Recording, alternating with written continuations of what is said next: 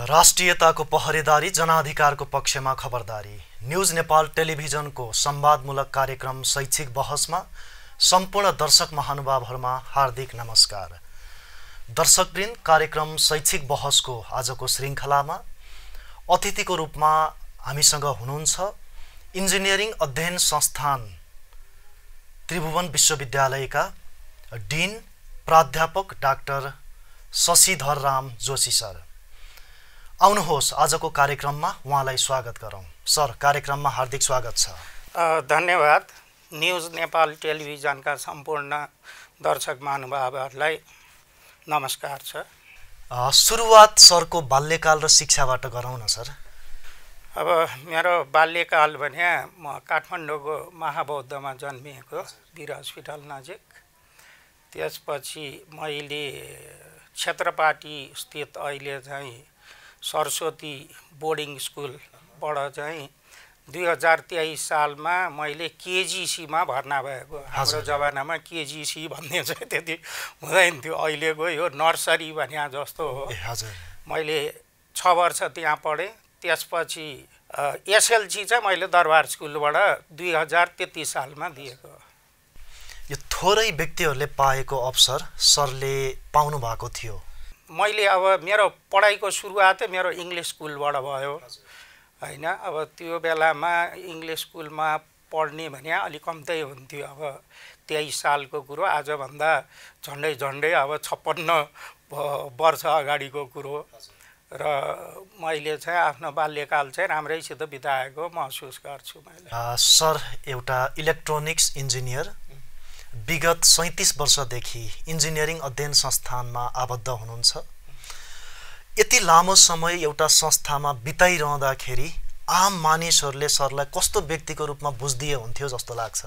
मैले अरूहरूलाई मलाई यसरी बुझ्नुहोस् भनेर भन्नु हुँदैन, उहाँहरूले मलाई कसरी बुझ्नुहुन्छ हैन, त्यो त अब मूल्याङ्कन गर्नेहरूमै निर्भर गर्छ। अब जतिसम्म मलाई थाहा छ, मैले पढाएको विद्यार्थीले पनि मलाई मन पराएकै छन् र अब आफैले पढाएको अहिले मेरा विद्यार्थीहरू अमेरिका, क्यानाडा, जापान, कोरियामा प्रोफेसर भइसकेका छन्।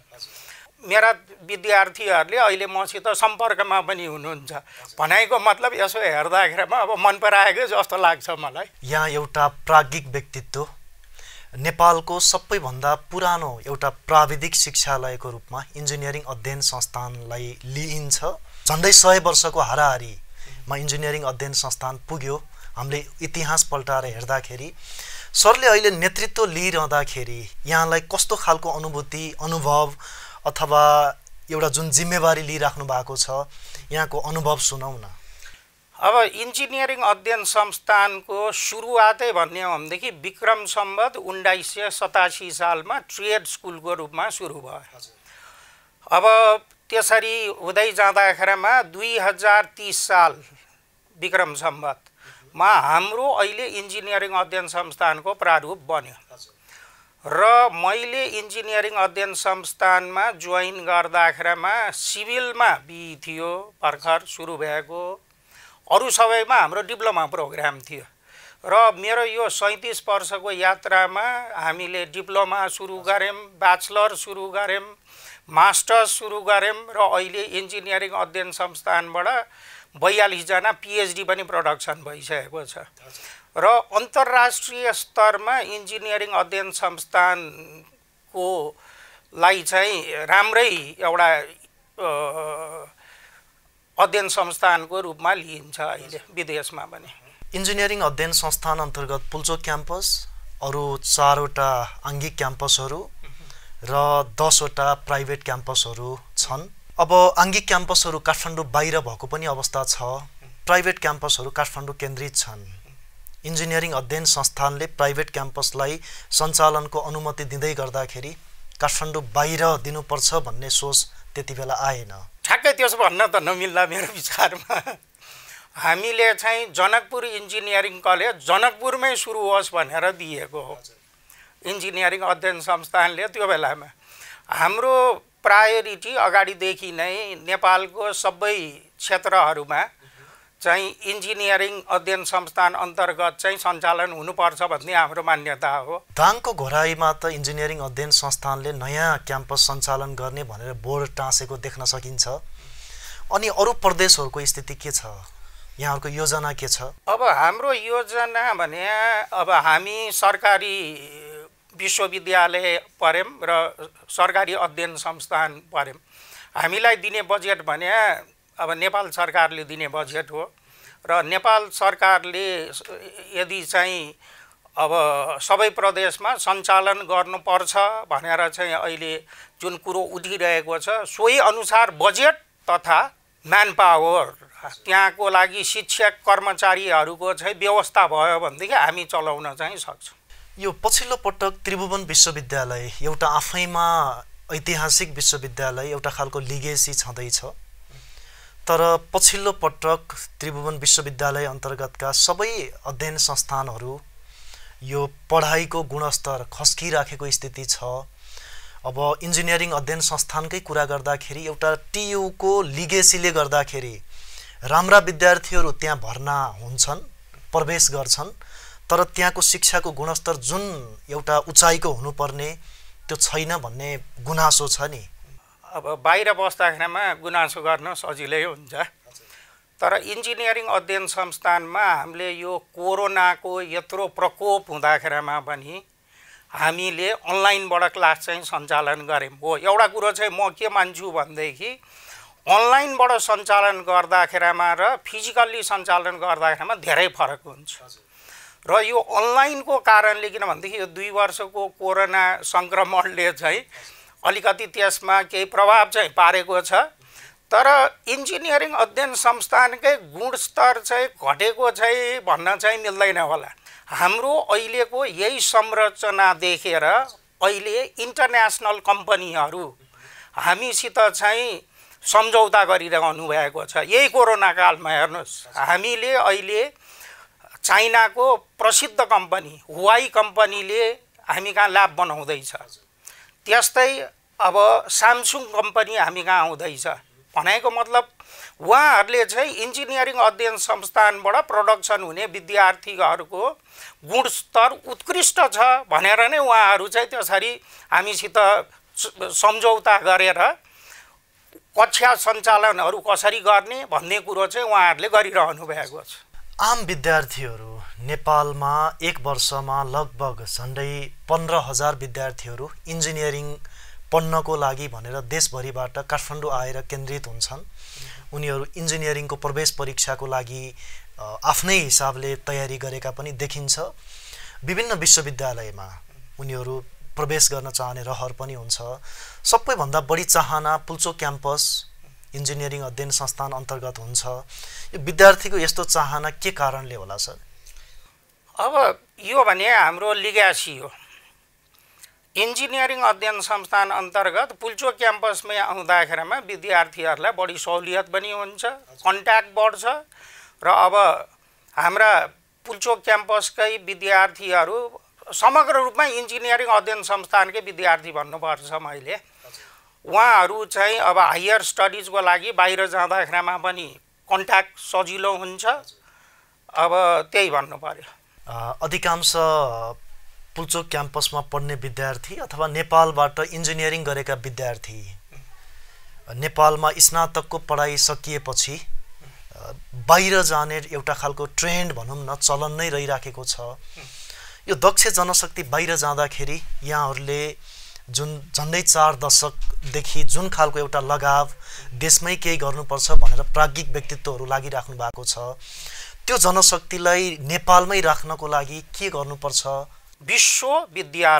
विश्वविद्यालयको कन्सेप्ट के हो भनेदेखि ऊ सम्पूर्ण विश्वमा बिक्न सक्नु पर्यो। संसारको जुनसुकै कुनामा पनि बिक्न सक्ने विद्यार्थी हामीले प्रोडक्सन गर्ने हो। त्यही भएर मैले गौरव साथ पनि भन्छु, मेरा विद्यार्थी अहिले अमेरिका, क्यानाडा, जापान, कोरियामा प्रोफेसर भइसके।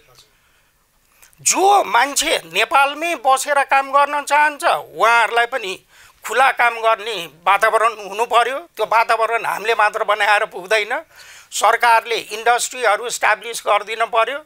यदि छैन भनेदेखि विदेशमा चाहिँ राम्रो मौका पाएर जान्छन् र नेपालले कुनै बेलामा पछि प्रगति गर्यो भनेदेखि फर्केर आउँछ।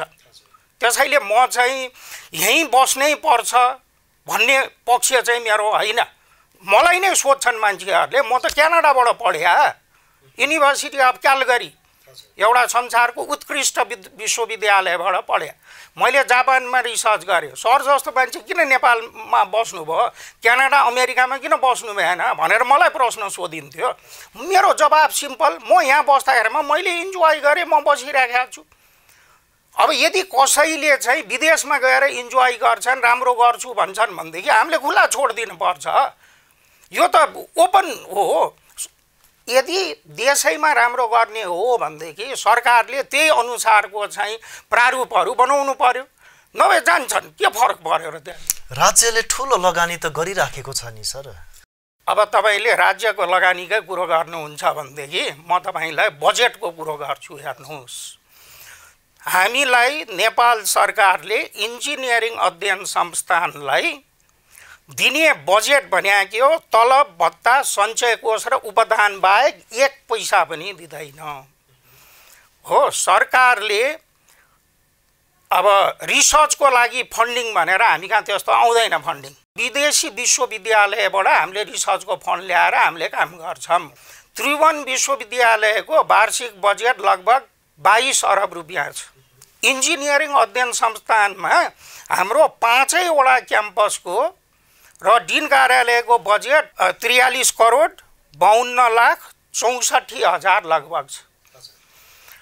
अब तपाईले यही परिप्रेक्ष्यमा इन्डियाको एउटा सानो आईआईटी को बजेट 16 अरब नेपाली रुपियाँ हुन्छ। एउटा आईआईटी को इन्डियाको। हाम्रो समग्र टियु को बजेट भने 22 अरब रुपियाँ। अब तपाईले तुलना गर्नुस्, कुनै जमानामा 2030 सालमा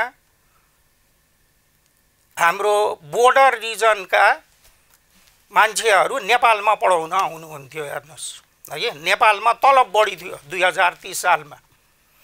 अब अहिले इन्डियाको त्यही युनिभर्सिटीमा पढाउने मान्छेहरूको तलब हाम्रो भन्दा 3 गुणा भन्दा बढी छ।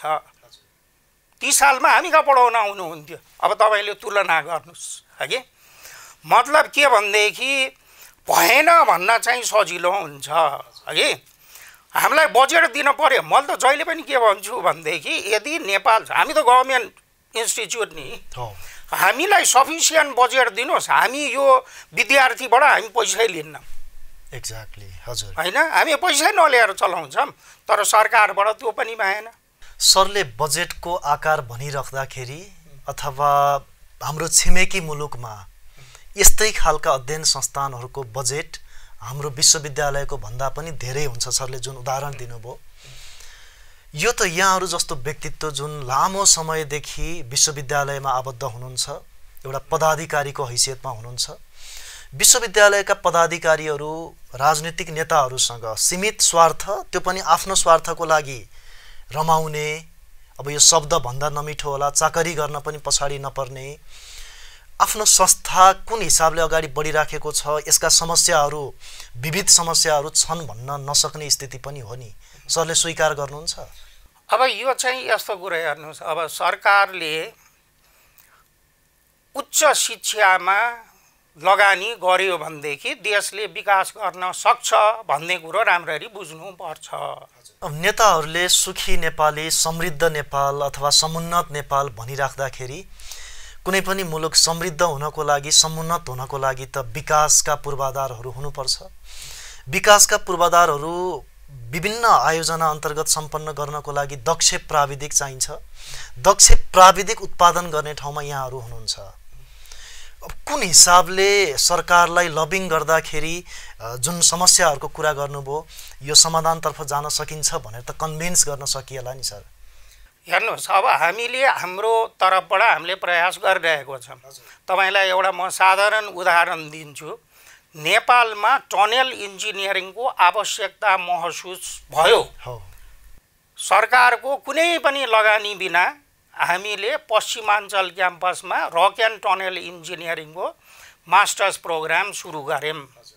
त्यो प्रोग्राम सुरु गर्नको लागि हाम्रो अगाडिदेखिको इन्जिनियरिङ अध्ययन संस्थानको हायर एजुकेसनमा सहयोग गर्ने नर्वेजियन सरकारको प्रोजेक्टबाट हामीले त्यो सुरु गऱ्यौँ। नेपालमा आवश्यकता छ भनेर, त्यो आवश्यकता छ भन्ने कुरो बुझेर लगानी चाहिँ अब गर्नुपर्ने एक हिसाबले सरकारको दायित्व हो।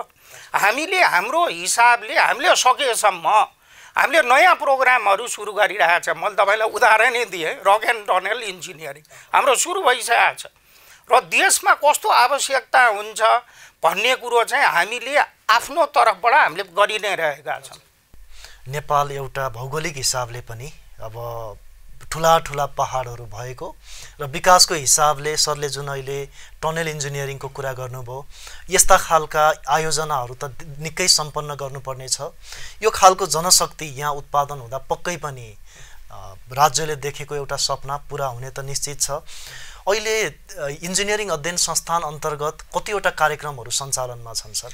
अब इन्जिनियरिङ अध्ययन संस्थान अन्तर्गत हाम्रो ब्याचलर लेभलमा 12 वटा कार्यक्रम छ, मास्टर्स लेभलमा 34 वटा छ र हामीले इन्जिनियरिङको सबै विधाहरूमा चाहिँ हामीले पिएचडी कार्यक्रम सञ्चालन गरेको छौँ।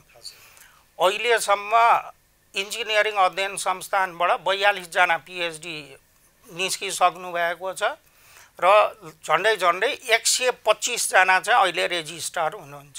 मास्टर्स प्रोग्राममा विद्यार्थीको जति विद्यार्थीहरू छन्, बीईमा धेरै ठुलो सङ्ख्यामा सिटहरू हुने, एमएससी प्रोग्रामको लागि स्नातकोत्तर अध्ययनको लागि चाहिँ सिट सङ्ख्या असाध्यै कम भएको भन्ने गुनासो पनि छ विद्यार्थीहरूको। ब्याचलर भने एक हिसाबले इन्जिनियरिङको बेसिक एजुकेसन, मास्टर्स प्रोग्राम भने स्पेसलाइज हो। सबैजना चाहिँ मास्टर संसारमा कतै पनि हुँदैन। तपाईहरुलाई म एउटा साधारण उदाहरण दिन्छु, तपाईले चेक गर्नुस्। जनसङ्ख्याको हिसाबले नेपाल र क्यानाडाको जनसङ्ख्या एउटै हो। अब चेक गर्नुस्, क्यानाडामा भन्दा बढी नेपालमा मास्टर्सहरू छन्। हो, त्यत्रो विकसित मुलुक, उनीहरूले चाहिँ बढी सिट राखेर मास्टर्स प्रोडक्सन किन गरेन? क्वालिटीको कुरो हो। त्यसैले हामीले चाहिँ क्वालिटी भन्ने कुरोमा एकदमै संवेदनशील छौँ। हामी ब्याचलरमा आवश्यकता अनुसार चाहिँ हामी प्रोडक्सन गर्छौँ, मास्टर्समा चाहिँ हामी सिट बढाउँदैनौँ। मास्टर्स भने स्पेसलाइज हो। इन्जिनियरिङ अध्ययन संस्थान अन्तर्गत अहिले चाहिँ अब 34 वटामा सबैमा त पुरा विद्यार्थी छैन। हाम्रो एउटा चाहिँ के हो भनेदेखि एउटा प्रोग्राममा 20 जना विद्यार्थी हुन्छ, त्योभन्दा बढी हामी बढाउँदैनौँ। किनभनेदेखि मास्टर्स भन्ने बित्तिकै रिसर्चको कुराहरू हुन्छ, रिसर्च भन्ने बित्तिकै सुपरभिजनको कुरो हुन्छ। शिक्षकले विद्यार्थीसित चाहिँ सुपरभिजन कसरी गर्ने, त्यसमा रिसर्च मेथोडोलोजीको कुराहरू हुन्छ, त्यो पुरा गर्नलाई गाह्रो हुन्छ। त्यसैले मास्टर्स भने जहिले पनि कम्ता हुन्छ। निजी शैक्षिक संस्थाहरूलाई यो मास्टर्सको प्रोग्रामहरू चलाउनलाई अनुमति दिने केही तयारी छ सर? निजी संस्थानहरूले पनि उहाँहरूले राम्ररी ब्याचलरको प्रोग्राम चलाएर मास्टर्स प्रोग्राम चलाउनु चाहनुहुन्छ भनेदेखि हामी दिन चाहन्छ। त अब 1-2 चाहिँ एप्लिकेसन परेको छ, हामी त्यो चाहिँ बुझ्दैछौँ। किनभनेदेखि क्वालिटीको हिसाबले म अलिकति स्ट्रिक्ट मान्छे हुँ। क्वालिटी भने राम्रो कन्ट्रोल नभइकन चाहिँ म चाहिँ दिन्न। क्लियर कट कुरो, मलाई जतिसुकै जहाँबाट प्रेसर आए पनि क्वालिटीमा कम्प्रोमाइज गरेर कुनै कार्यक्रम चाहिँ म चाहिँ सुरु गर्दिनँ। मैले नेतृत्व गरेको चाहिँ इन्जिनियरिङ अध्ययन संस्थानबाट चाहिँ त्यो चाहिँ हुँदैन। अब यसमा बिस्तारै हामीले चाहिँ इन्जिनियरिङ अध्ययन संस्थानमा पिएचडी गरेको यो रिसर्च गर्ने म्यान पावरहरूलाई चाहिँ हामीले बढी प्रोत्साहन दिइरहेको छौँ हैन। र नर्मल्ली बाहिरको कुरो गर्ने हो भनेदेखि मास्टर्समा क्लास लिनको लागि पिएचडी गरेको हुनुपर्छ। अब हामी कहाँ अझसम्म त्यो हिसाबले म्यान पावर हामी कहाँ तयार भएको छैन र हामी त्यो तयारीको उसमा छौँ, अहिले प्रोसेसमा हामी छौँ। सरले क्वालिटी एउटा शैक्षिक गुणस्तरको कुरा गरिरहँदाखेरि जति पनि टियु अन्तर्गतका निजी क्याम्पसहरू कलेजहरू छन् त्यहाँको भौतिक पूर्वाधार रिसोर्स पर्सन अथवा सरले जुन हिसाबले क्वालिटीको कुरा गर्न खोज्दै हुनुहुन्छ यहाँ सन्तुष्ट हुनुहुन्छ? अब हेर्नुहोस्, समग्र रूपमा त्रिभुवन विश्वविद्यालयको बारेमा मैले बोल्ने होइन। हजुर। हगे म त त्रिभुवन विश्वविद्यालय अन्तर्गत इन्जिनियरिङ अध्ययन संस्थानको डिन। मैले बोल्ने भने इन्जिनियरिङ अध्ययन संस्थानको क्वालिटीको मात्र कुरो गर्छु। इन्जिनियरिङ अध्ययन संस्थानमा हामीले क्वालिटी मेन्टेन गरेका छौँ, तर अझसम्म म सन्तुष्ट चाहिँ छैन। अझ यसलाई बढी परिष्कृत गरेर अन्तर्राष्ट्रिय स्तरमा हामीले कसरी पुर्याउन सक्छौँ त्यो कुरोमा चाहिँ हामी प्रयत्नशील छौँ। इन्जिनियरिङ अध्ययन संस्थानमा पुल्चोक क्याम्पसमा विद्यार्थीहरू त्यहाँ होस्टलको व्यवस्था गरिएको छ, बाहिरबाट पढ्न आउने विद्यार्थीहरूको लागि न्यूनतम शुल्क भनिएको छ। अब जुन बाहिर निजी शैक्षिक संस्थाहरूले धेरै शुल्क लिइराख्दाखेरि त्यहाँ असाध्यै कम शुल्कमा पढाइराख्नु भएको छ।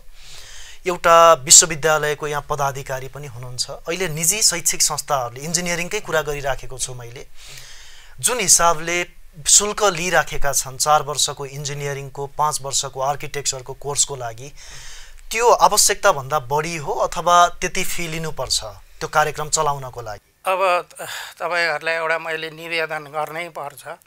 त्रिभुवन विश्वविद्यालयको इतिहासमा फुल फी सिस्टम ल्याउँदाखेरिमा म सहायक डिन थिएँ। हजुर।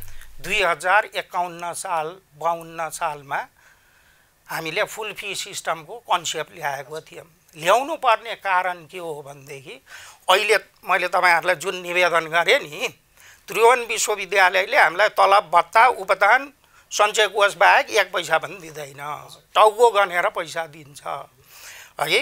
त्यो बेलामा यदि हामीले फुल फी सिस्टम नल्याएको भए मैले भन्छु के मेरो इभन विद्यार्थीहरूलाई तपाईहरुसित अहिले म बसेर कुरै गर्न पाउने थिएन। हाम्रो आयुई कहाँ जान्थ्यो? इन्जिनियरिङ अध्ययन संस्थानमा फुल त्रिभुवन विश्वविद्यालय नै भनौँ फुल फी हामीले ल्यायौँ। त्यसपछि अरू ठाउँमा फुल फीको कुराहरू निस्कियो आयो। अब हामीले त्यो बेलामा फुल फीको जति प्रावधान राखेको थियौँ, ल्याबको कस्टदेखि लिएर सबै हिसाब गरेर हामीले राखेको थियौँ र त्यसमा बढ्न सकेन। अहिले हाम्रो झन्डै 3,40,000 स्टुडेन्ट प्रोग्राममा 6 लाखसम्म छ। प्राइभेट कलेजमा 13-14 लाखहरू चाहिँ छ। अब त्यो 10% को हिसाबले चाहिँ इन्क्रिज गर्ने भनेर प्लान हो। सुरुमा आङ्गिक क्याम्पसमा पनि त्यही थियो, विभिन्न कारणले हामीले बढाउन सकेनौँ। अब अहिले पनि हाम्रो परिस्थिति एक हिसाबले त्यस्तै छ। मैले मेरो साथीहरूलाई भन्छु, जुन बेलामा म सहायक डिन थिएँ हामीलाई आर्थिक सङ्कट जस्तो थियो अहिले त्यही हिसाबको आर्थिक सङ्कट हामीले बिहोर्न परिरहेको छ। यो फुल फी जति छ, दुईटा कुरो हुन्छ कि सरकारले गभर्नमेन्ट कलेजलाई पुरा सब्सिडाइज गरिदिन पर्यो, एउटा उपाय। नभए भनेदेखि अब जसले तिर्न सक्छ उसले तिर्न पर्यो र तिर्न नसक्ने विद्यार्थीलाई हामीले सब्सिडाइज गर्नु पर्यो। यो सामाजिक न्यायको प्रिन्सिपल भने पनि यही हो। र अब हामीले चाहिँ फी बढाउन सकेनौँ भनेदेखि फेरि अब हाम्रो इन्जिनियरिङ अध्ययन संस्थान धराशयी हुने चाहिँ परिस्थितिमा चाहिँ छ। यो कुरो सबैले बुझेकै पनि छ, अहिले विद्यार्थी भाइहरू लगायत सबैलाई थाहा पनि छ। अब यसमा चाहिँ हामीले अलिकति कोसिस चाहिँ गर्नुपर्ने देखिएको छ। देशभरबाट इन्जिनियरिङ अध्ययन संस्थान प्रवेशको लागि धेरैजना विद्यार्थीहरू लालायित हुन्छन्। एउटा पुल्चोक क्याम्पस अथवा आङ्गिक क्याम्पसमा इन्जिनियरिङको अध्ययन सकौँ भन्ने एउटा विद्यार्थीको सपना नै हुन्छ भनौँ। 4 वर्ष इन्जिनियरिङ पढ्दै गर्दाखेरि अथवा पढिसकेपछि विद्यार्थीको जुन एउटा खालको अपेक्षा हुन्छ नि सर, त्यो उनीहरूले पाउँछन्? अब यस्तो हो, मान्छेले अपेक्षा कतिसम्म गर्ने भन्ने कुरो हो हैन। मान्छेले अब एउटा धरातलबाट धेरै माथिको अपेक्षा गर्यो भने पनि पुरा हुन सक्दैन हैन। अब मैले इन्जिनियरिङ सिद्धाएँ, अब मैले के काम गर्ने कस्तो काम गर्ने भनेर सोचेर अब मान्छेको इच्छा हो, कति उसले चाहिँ सोध्छ, अब त्यसमा त मैले डिरेक्टली भन्न मिल्दैन, त्यो चाहिँ अब विद्यार्थी भाइ बहिनीहरूसितै चाहिँ कुरो चाहिँ बेटर हुन्छ। यो सङ्ख्या आवश्यकता भन्दा धेरै इन्जिनियरहरू उत्पादन भइराखेको स्थिति हो नेपालमा समग्रमा। अब हेर्नुहोस् कि अब यो सङ्ख्या कति हो भन्ने कुरोको किटान कुनै न कुनै अर्गनाइजेसनले गर्नुपर्छ होइन। हामी एक हिसाबले ओपन इकोनोमी हौँ हो। ओपन इकोनोमी हुँदाखेरिमा रेस्ट्रिक्सन राखेर कतिवटा सिट दिने के गर्ने भन्ने कुरो चाहिँ कि चाहिँ सरकारी निकायबाट आउनु पर्यो। अब डाटै दिने हो भनेदेखि प्लानिङ कमिसनले नेपाललाई कस्तो किसिमको इन्जिनियर चाहिन्छ, हामी कुन क्षेत्रमा विकास गर्ने भनेर कि त्यहाँबाट डाटा आउनु पर्यो होइन। त्यो डाटा नआएसम्म त अब ओपन इकोनोमी भन्ने बित्तिकै जुन डिमान्ड हुन्छ त्यो डिमान्ड अनुसार चाहिँ प्रोडक्सन चाहिँ भइरहेको छ।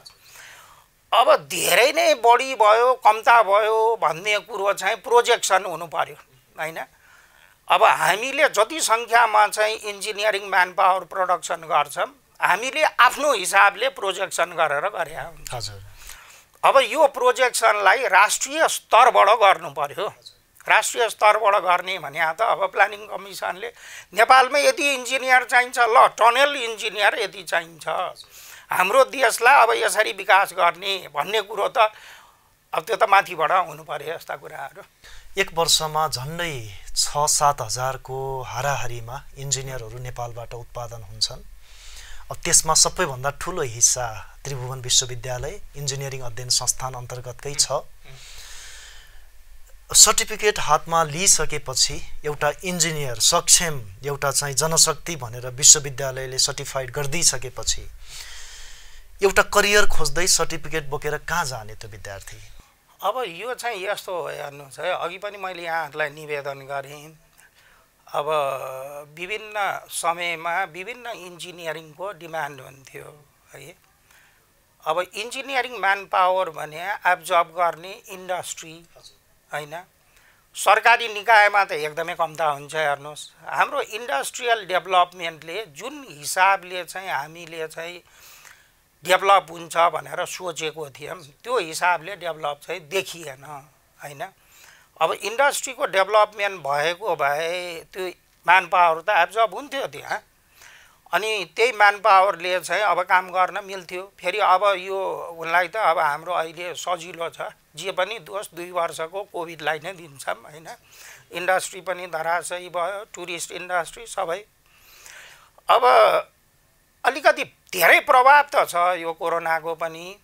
अब इन्डस्ट्री चाहिँ बिस्तारै डेभलप हुँदै जानु पर्यो। त्यो भएपछि त हाम्रो म्यान पावर त एब्जर्ब भइहाल्छ। किनभनेदेखि एक हिसाबले अब यो म अब आधिकारिक रूपबाट चाहिँ मैले भन्न मिल्दैन, तर अनअफिसियल प्रेडिक्सनको हिसाबले नेपालमा अझ पनि इन्जिनियरिङ म्यान पावरको अभावै छ भन्ने कुरो चाहिँ विभिन्न मिडियाहरूबाट यो चाहिँ आइ पनि रहेको छ होइन। अब त्यसलाई चाहिँ अब परिपूर्ति गर्नको लागि अब हामीले हाम्रो प्रयास गरिरहेको छौँ। सर्टिफिकेट लिएर एउटा इन्जिनियरिङको सर्टिफिकेट 4 वर्ष 5 वर्षको कोर्स गरिराखेका इन्जिनियरहरू सरले बजारमा अभावको जुन कुरा गर्नुभयो, अभाव चाहिँ उनीहरूलाई जागिरको देखिन्छ। इन्स्टिट्युट अफ इन्जिनियरिङको हेर्दाखेरिमा मान्छे इम्प्लोइड भने हाम्रो नेपालमा अहिलेसम्म कन्सेप्ट के छ भनेदेखि सरकारी जागिरे एउटा पर्मानेन्ट जागिरे भन्ने कन्सेप्ट छ। संसारमा यो कन्सेप्ट छैन। प्राइभेट सेक्टरमा पनि त इम्प्लोइमेन्ट भने इम्प्लोइमेन्ट हो होइन। मान्छेले जब भने सेक्योर्ड जब खोज्छन् र यो हाम्रो अब स्पेसल्ली आइओईबाट पास भएकोहरू चाहिँ प्राइभेटमा पनि काम त गरिरहेको छन्, तर त्यो काम गरेकोलाई मैले काम गरेको भनेर चाहिँ मान्दैनन्। हेर्नुहोस् प्रब्लम त्यो हो, मान्छे सेक्योर्ड जब खोज्दो रहेछ के। एउटा गीत छ नि सरकारी जागिरे भन्ने, काम त पाएको छन्। मैले सोध्छु मेरो विद्यार्थीलाई, म अरू विद्यार्थीलाई त सोध्दिनँ, मेरो जिम्मेवारीमा पर्दैन। हेर्नुहोस् इन्जिनियरिङ अध्ययन संस्थान अन्तर्गतकै अब विद्यार्थीहरूलाई कहाँ काम गरिरहेको छ भने सर म कतै पढाउँछु, म कतै सफ्टवेयर कम्पनीमा काम गर्छु, म कतै इन्डस्ट्रीमा काम गर्छु, काम गरिरहेकै भनेर भनेका छन् हैन। अब एउटा कुरो चाहिँ पक्कै हो, अब जस्तो अब सरकारी जागिरे गौरवका साथ म सरकारी जागिरे छु भन्छन् हैन, अथवा युनिभर्सिटीमा पर्मानेन्ट छ भनेदेखि पर्मानेन्ट छु, त्यो चाहिँ गौरवका साथ भन्छन्। तर अब कम्पनीमा काम गरेको, अब ल प्राइभेट कलेजमा पढाएको भन्दाखेरिमा चाहिँ त्यति गौरव चाहिँ उहाँहरूले महसुस नगरेको पो हो कि जस्तो लाग्छ है मलाई। इन्जिनियरिङमा धेरै विषयहरू पढ्नुपर्छ भनिन्छ, त्यसमा इन्जिनियरिङ प्रोफेसनल इथिक्सको कुरा पनि आउँछ। नेपालको कर्मचारी तन्त्र असाध्यै धेरै भ्रष्ट भनेर हामी सामु लुकेको छैन, त्यसमा पनि अहिले पछिल्लो पटक सरकारी कर्मचारीमा पनि इन्जिनियरहरू असाध्यै धेरै भ्रष्ट भएको भन्ने आरोप छ नि। यहाँहरूले पाठ्यक्रममा त्यो इथिक्स भन्ने अझै थप्नुपर्ने हो कि? अब यो इथिक्स भन्ने कुरा यो सब एक हिसाबले हामीले पढाएकै हुन्छ। अब यो भ्रष्टाचार यताउता भन्ने कुरो चाहिँ अब माथिदेखि नै पुरा नियन्त्रित भयो भनेदेखि त्यही हुन्छ। अब होइन, तपाईँहरूलाई थाहा छँदैछ नि 1930 मा अमेरिकाको डिप्रेसनको कारण के भनेदेखि भ्रष्टाचारले माथिल्लो लेभलदेखिको भ्रष्टाचारबाट नीतिगत तहको भ्रष्टाचार होइन। अब यस्तो कुरो भनेको लागि चाहिँ कुनै चाहिँ अब प्रोफेसन विशेषलाई मतलब दोष दिएर पनि हुँदैन हैन।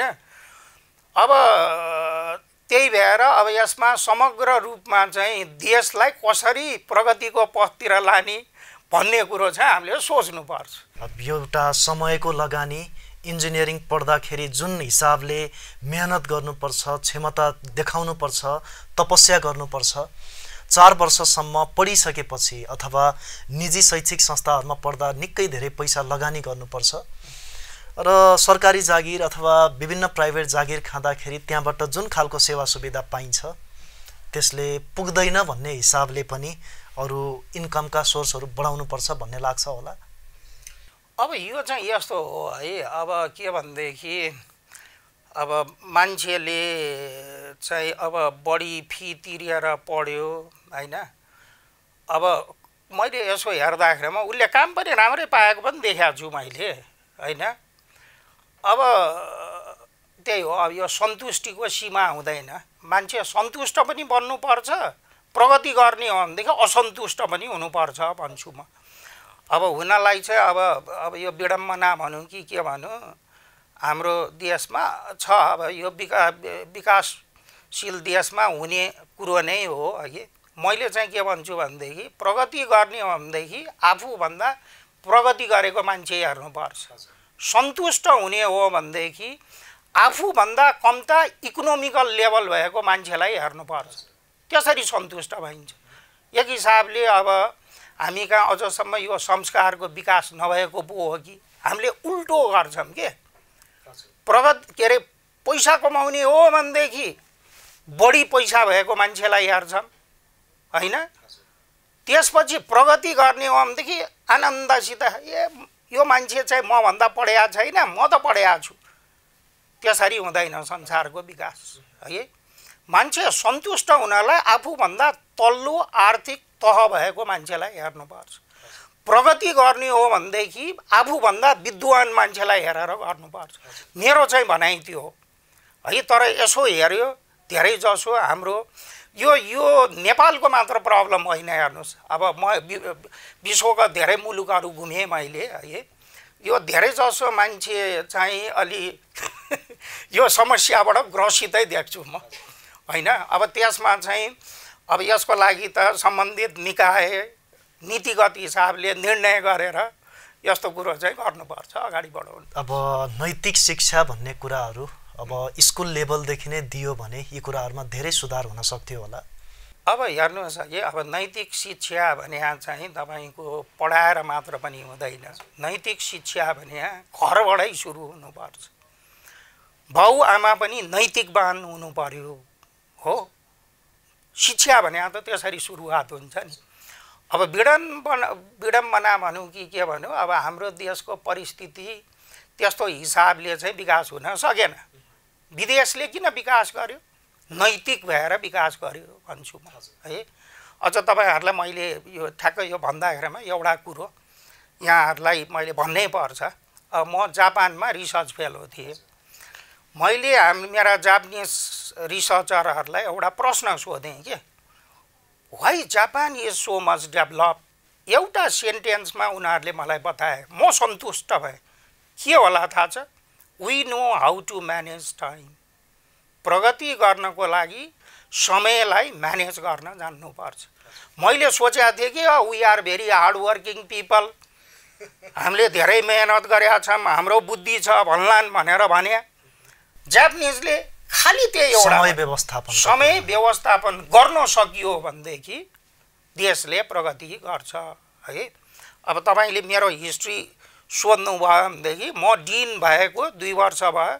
मेरो अफिसमा मिटिङ ठ्याक्क टाइममा गर्छु म।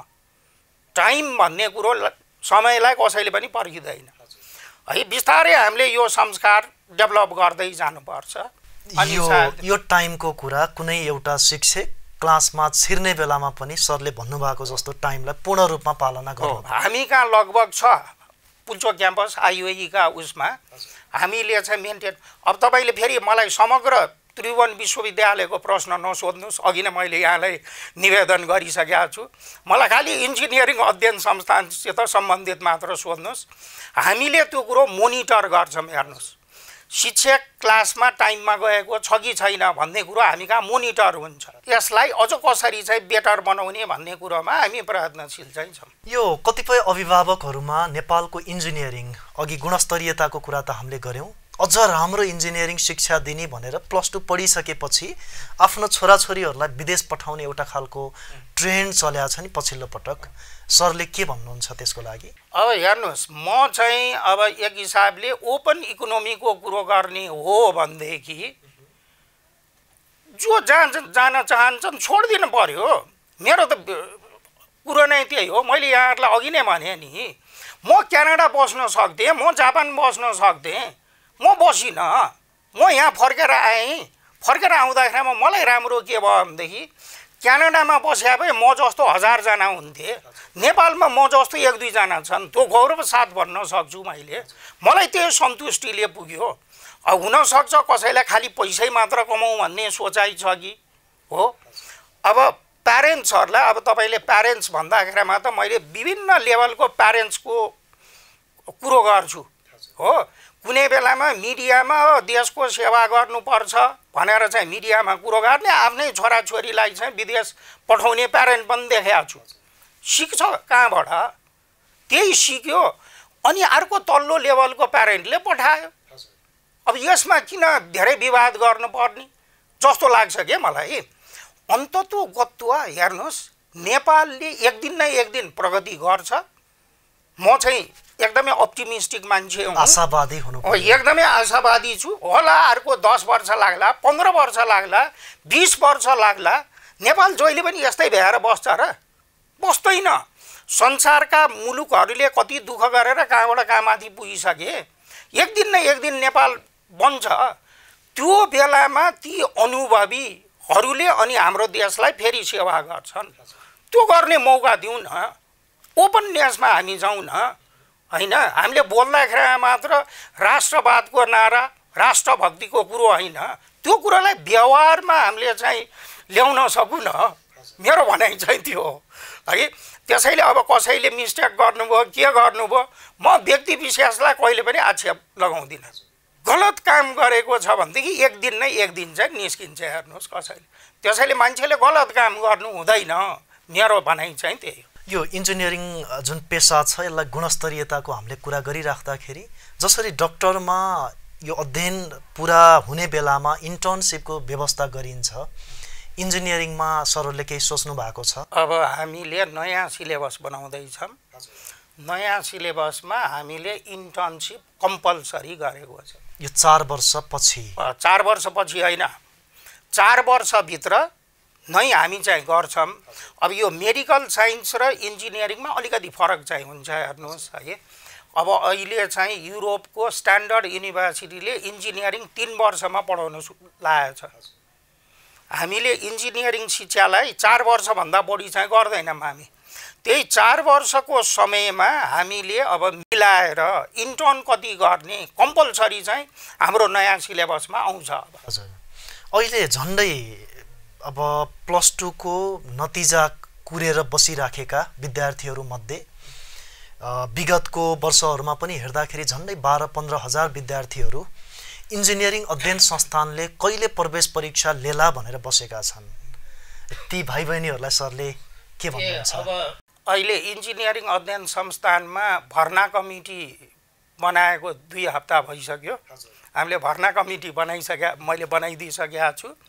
उहाँहरूले प्रोग्राम पनि फ्ल्यास गर्नुहुन्छ र अहिले चाहिँ एउटा चाहिँ नीति यो हाम्रो युनिभर्सिटी ग्रान्ट कमिसन बाट चाहिँ एउटा नीति पनि पास, म नै संयोजक थिएँ त्यसमा। +2 को एक्जाम रिजल्ट भएको 2 महिनाभित्र इन्जिनियरिङको चाहिँ इन्ट्रान्स एक्जाम हुनुपर्छ। त्यो चाहिँ हामी गर्छौँ, त्यसमा हाम्रो प्रतिबद्धता चाहिँ छ। पहिला रिजल्ट हुनुभन्दा अगावै लिनुहुन्थ्यो? अब अहिलेको चाहिँ रिजल्ट भएको 2 महिनाभित्र भनिएको छ। अब पहिला हामीले त्यो गर्दाखेरिमा चाहिँ अलिकति अप्ठ्यारो पनि पर्यो कि। अब हाम्रो इन्ट्रान्स एक्जाम चाहिँ पास गर्यो तर +2 चाहिँ फेल भयो हेर्नुहोस्।